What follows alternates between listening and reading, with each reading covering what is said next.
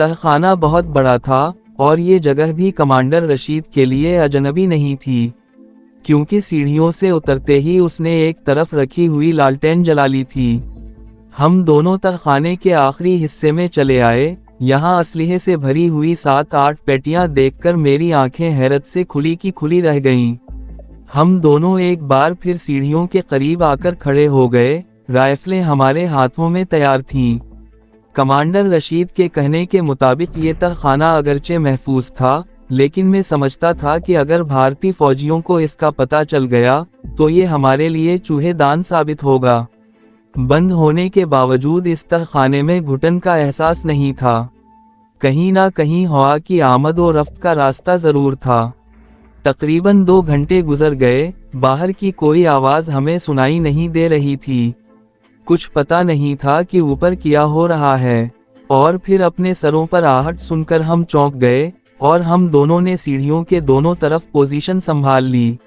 میں دیوار کے ساتھ چپکا کھڑا تھا اور میری رائفل کا رخ اوپر کی طرف تھا۔ آہٹ کی آوازیں بڑھتی جا رہی تھیں، اس کے ساتھ ہی میرے دل کی دھڑکن بھی بڑھتی جا رہی تھی۔ رائفل پر میری گرفت سخت ہو گئی اور نظریں اوپر تختے پر تھیں۔ تختہ آہستہ آہستہ اپنی جگہ سے حرکت کرنے لگا اور پھر سکینہ کی آواز سنائی دی، بابا تم چھوڑ دو، میں اٹھا رہی ہوں۔ اس کی آواز پرسکون تھی، جس کا مطلب تھا کہ اوپر صورتحال نارمل تھی اور خطرے کی کوئی بات نہیں تھی۔ تختہ اوپر سے پوری طرح ہٹ گیا اور روشنی اندر تک آ گئی۔ سکینہ کی آواز سنائی دی، باہر آؤ، وہ جا چکے ہیں۔ میرے منہ سے گہرا سانس نکل گیا اور رائفل پر گرفت ڈھیلی پڑ گئی۔ کمانڈر رشید نے مجھے اشارہ کیا، میں دوڑ کر لالٹین اٹھا لایا اور اسے سیڑھیوں کے قریب رکھ دیا۔ ہم دونوں باہر آ گئے، تختہ برابر کر کے اس پر ایک بار پھر بھوسے کی بوریاں رکھ دی گئیں۔ عبدالغنی اور سکینہ کی حالت دیکھ کر میں چونکے بغیر نہیں رہ سکا تھا۔ عبدالغنی کی دائیں آنکھ کے نیچے سیاہ دھبا سا نظر آ رہا تھا اور سکینہ کی قمیض دائیں کندھے سے پھٹی ہوئی تھی اور اس کا ایک جبڑا بھی سوجا ہوا تھا۔ مجھے سمجھنے میں دیر نہ لگی کہ ہمارے بارے میں پوچھنے کے لیے انہیں تشدد کا نشانہ بنایا گیا تھا۔ عبدالغفور کہاں ہے؟ میں نے بے اختیار پوچھا اور ادھر ادھر دیکھنے لگا۔ عبدالغنی نے جواب دیا، وہ محفوظ ہے بیٹا، تم اس کی فکر مت کرو۔ ہم مکان کے اندر داخل ہو گئے اور عبدالغنی ہمیں ان فوجیوں کے بارے میں تفصیل سے بتانے لگے۔ ان فوجیوں کو ایسے دہشت گردوں کی تلاش تھی جنہوں نے گزشتہ رات سری نگر گلمرگ ہائی وے پر ایک کینوائے پر حملہ کر کے ایک میجر سمیت 29 فوجیوں کو ہلاک اور گولہ بارود کے 4 ٹرکوں کو تباہ کر دیا تھا۔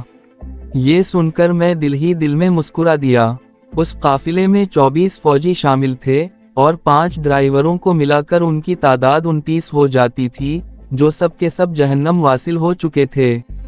ہمارا کوئی مجاہد نہ تو زخمی ہوا تھا نہ شہید۔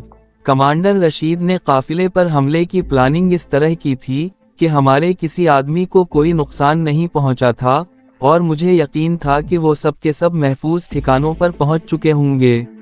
لیکن یہ بھارتی درندے جس طرح ہماری تلاش میں بستیوں میں گھوم رہے تھے، اس سے میں اندازہ لگا سکتا تھا کہ کئی بے گناہ ان کے ہاتھوں مارے جائیں گے۔ یہ بوڑھوں، بچوں اور عورتوں کو بھی نہیں بخشیں گے، انہیں بھی تشدد کا نشانہ بنایا جائے گا۔ عبدالغنی اور سکینہ کی مثال تو میرے سامنے تھی، انہیں مارا پیٹا گیا تھا، مگر سکینہ کی زبان پر حرف شکایت تک نہیں آیا تھا۔ تقریباً آدھے گھنٹے بعد عبدالغفور بھی آ گیا، وہ ذہین بچہ تھا۔ بھارتی فوجیوں کی آمد پر سکینہ نے اسے کھیتوں کی طرف بھگا دیا تھا اور وہ اپنے کتے کے ساتھ 2.5-3 گھنٹوں تک کھیتوں میں چھپا رہا تھا۔ عبدالغنی کی اپنی زندگی جہاد کرتے ہوئے گزری تھی، اس نے اپنے 2 بیٹے بھی وطن کی آزادی کے لیے قربان کر دیے تھے، مگر اس کا جذبہ جہاد اب بھی کم نہیں ہوا تھا۔ وہ مجاہدین کو پناہ دیتا رہتا تھا اور ہر ممکن طور پر ان کی مدد کرنے کی کوشش کرتا تھا، اور اپنے شیڈ والے تہخانے میں اسلحہ بھی جمع کرتا جو وقتاً فوقتاً مجاہدین تک پہنچا دیا جاتا تھا۔ ہمیں 3 دن تک وہاں رہنا پڑا، اس دوران اس طرف آنے والے مختلف لوگوں سے ہمیں خبریں ملتی رہیں۔ इस मरके में हिस्सा लेने वाला कोई भी मुजाहिद तो भारतीयों के हाथ नहीं आया, अलबत्ता भारतीय दरिंदे बेगुनाहों को जुल्म और तशद्दुद का निशाना बनाते रहे। और फिर चौथे रोज हमें ये अफसोसनाक इत्तिला मिली कि श्रीनगर से 5 मील दूर एक छोटी सी बस्ती में कमांडर फैज अली और उसके 2 साथी भारतीय फौजियों के साथ एक झड़प में शहीद हो गए थे। शहादत से पहले उन्होंने मुकाबला करते हुए 8 भारतीय फौजियों को जहन्नम रसीद कर दिया था। भारतीय फौजी वो भेड़िए थे जिनके मुंह को इंसान का खून लग चुका था और वो वादिये कश्मीर में इंसानों का शिकार खेल रहे थे। लेकिन मेरे ख्याल में अब वो वक्त ज्यादा दूर नहीं रहा जब वादी को उनके गंदे वजूद से पाक कर दिया जाएगा। इस दौरान 2 दिन और गुजर गए। अब फौजियों से मुजाहिदीन की झड़पें अनंतनाग और पहलगाम की तरफ हो रही थीं। वो इलाके श्रीनगर के दूसरी तरफ थे। गुलमर्ग की तरफ कदरे सुकून हो गया था। मुझे घर से निकले हुए 2 हफ्ते हो चुके थे और अब मुझे घर की याद सताने लगी थी। कमांडर रशीद ने भी मेरी इस कैफियत को भांप लिया। एक रोज कमांडर रशीद ने मुझसे कहा, तुम सोपूर चले जाओ, तुम्हारी जरूरत होगी तो तुम्हें पैगाम भेज दिया जाएगा। और फिर अगले रोज मैं सुबह सवेरे ही खच्चर पर सवार होकर वहां से रवाना हो गया। मैंने राइफल और हर चीज वहां छोड़ दी थी जिससे मेरा मुजाहिदीन से कोई ताल्लुक साबित हो सकता। मैंने अब्दुल गनी के दिए हुए ढीले ढाले से कपड़े पहन रखे थे और हुलिये से मैं कोई काश्तकार ही लगता था। वहां से तकरीबन 8 मील दूर एक बस्ती में पहुंचकर मैंने सलमान अहमद नामी उस आदमी को तलाश किया जिसके बारे में अब्दुल गनी ने बताया था। मैंने खच्चर उसके हवाले कर दिया और तकरीबन 1 घंटे बाद गुलमर्ग की तरफ जाने वाली बस पर सवार हो गया। 2 घंटे बाद मैं गुलमर्ग पहुंच गया, लेकिन उस रोज मैं आगे ना जा सका। अब्दुल गनी ने मुझे गुलमर्ग के एक दुकानदार का पता बताया था, मगर शहर की आधी से ज्यादा दुकानें बंद थीं। हमीद नामी उस शख्स की दुकान भी बंद थी, मगर एक आदमी ने मुझे उसके घर पहुंचा दिया। मगर हमीद ने मुझे सुबह आगे नहीं जाने दिया। उसने बताया, आगे कुछ गड़बड़ है, कदम कदम पर फौजी दंदनाते फिर रहे हैं, तुम आज का दिन यहाँ रुक जाओ, कल सुबह चले जाना। मुझे वो दिन और वो रात भी गुलमर्ग में गुजारनी पड़ी और फिर अगली सुबह में बस के जरिए सोपूर की तरफ रवाना हो गया। मेरे घर और कस्बे वालों को पता चल चुका था कि 1 हफ्ता पहले मुजाहिदीन की जिस पार्टी ने श्रीनगर गुलमर्ग रोड पर फौजी काफिले को तबाह किया था, उसमें मैं भी शामिल था। मेरे घर वाले तो खुशी से फूले नहीं समा रहे थे। कस्बे के लोग भी चोरी छुपे मेरे घर आकर मेरे वालिदैन को मुबारकबाद देते रहे। 3 दिन सुकून से गुजर गए, मैं भी मामूलात में मसरूफ हो गया। चौथे रोज 3 मुजाहिदीन हमारे कस्बे में दाखिल हुए। वो 12 मौला की तरफ कोई कार्रवाई करके फरार हुए थे। उनकी इस कार्रवाई में 4 भारतीय फौजी मारे गए थे, जबकि उनका एक साथी भी शहीद हुआ था। मुजाहिदीन को मुख्तलिफ घरों में पहुंचा दिया गया और मैंने भी उनसे जाकर मुलाकात की थी। और फिर उस रोज असर से जरा पहले पूरे कस्बे में ये सनसनीखेज खबर फैल गई कि 3 फौजी ट्रक बड़ी तेज रफ्तारी से कस्बे की तरफ आ रहे हैं। हमारे कस्बे में भारतीय फौजियों का आना कोई गैर मामूली बात नहीं थी। वो मुजाहिदीन की तलाश के बहाने यहाँ आते रहते थे और लूट मार करके चले जाते थे। लेकिन आज बात कुछ और थी, क्योंकि 3 मुजाहिदीन कस्बे में पनाह लिए हुए थे और चौथा मैं खुद था। 3 ट्रकों पर फौजियों की तादाद का अंदाजा लगाया जा सकता था, लिहाजा उनसे मुकाबले का सवाल ही पैदा नहीं होता था। वो मुजाहिदीन हमारे कस्बे में पनाह लिए हुए थे। उनके पास अगरचे राइफलें मौजूद थीं, मगर 3 राइफलें किया कर सकती थीं। 2 फौजी ट्रक कस्बे के बाहर मुख्तलिफ जगहों पर और एक कस्बे के मरकजी चौक पर पहुंचकर रुक गया। उस ट्रक से 1.5 दर्जन फौजी उतरकर इधर उधर फैल गए और एक लेफ्टिनेंट ने मेगाफोन पर यह ऐलान किया कि कस्बे में छुपे हुए मुजाहिदीन को उनके हवाले कर दिया जाए, वरना कस्बे को जलाकर राख कर दिया जाएगा। तीसरी मर्तबा दोहराया जाने वाला ये ऐलान अभी खत्म नहीं हुआ था कि किसी मकान की छत से फायरिंग शुरू हो गई और एक फौजी ढेर हो गया और 3-4 जख्मी होकर गिरे। अचानक भगदड़ मच गई और फिर भारतीय फौजियों ने भी फायर खोल दिया। वो अंधाधुंध चारों तरफ गोलियां बरसा रहे थे, फायरिंग के साथ। चारों तरफ चीखों और आहो फगां की आवाज़ें गूंजने लगीं। कस्बे के बाहर से भी फायरिंग की आवाज़ें सुनाई देने लगी। मेरे वालिद उससे चंद मिनट पहले ही असर की अजान देने के लिए मस्जिद की तरफ गए थे। मैंने भी घर से निकलकर मस्जिद की तरफ दौड़ लगा दी। अभी मैं मस्जिद के पहलू वाले दरवाजे के करीब पहुंचा ही था कि फिजा अल्लाह अकबर की सदा से गूंज उठी। मेरे वालिद अजान शुरू कर चुके थे। उस वक्त मस्जिद के मरकजी गेट की तरफ फायरिंग होने लगी। उधर से मैं पहलू वाले दरवाजे से मस्जिद में दाखिल हुआ और उधर 3 भारतीय फौजी जूतों समेत दंदनाते हुए मस्जिद में दाखिल हुए और अंधाधुंध फायर खोल दिया। उस वक्त मस्जिद में 5-6 नमाजी थे, वो गोलियों से छलनी होकर गिर गए। एक फौजी ने राइफल का रुख मेरे वालिद की तरफ कर दिया और फिर कई गोलियां उनके जिस्म में पेवस्त हो गईं। उनके जिस्म से खून के कई फवारे फूट पड़े थे और उनके मुंह से निकलने वाली आखिरी आवाज अल्लाह अकबर थी।